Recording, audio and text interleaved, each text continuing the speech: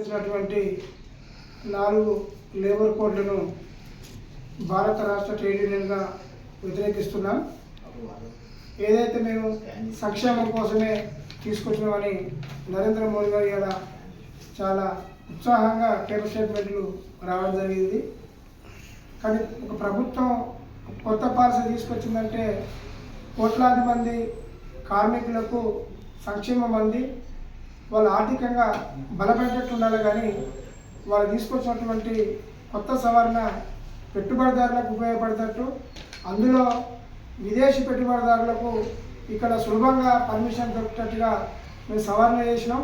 రేపు మాలాంటి సంఘాలు వ్యతిరేకిస్తే మేము అభివృద్ధి కోసం ఇక్కడ ఉన్నటువంటి ప్రజలకు మేము మరింత ఉపాధి కల్పించడం కోసం మేము సవరణ చేస్తే ఇక్కడ ఉన్న కార్మిక సంఘాలు వ్యతిరేకిస్తున్నాయని చెప్పి రేపటి నుండి వాళ్ళు ప్రచారం చేసే అవకాశం ఉంది.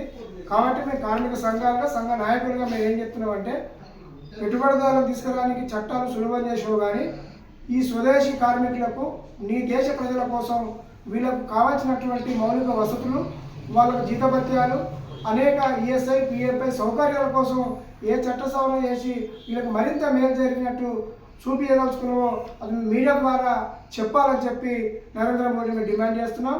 మీరు పెట్టుబడిదారులకు మేలు చేసే చట్టం తప్ప ఇది కార్మిక వర్గానికి మేలు చేసే చట్టం కాదని భావించి మేము వ్యతిరేకిస్తున్నాం.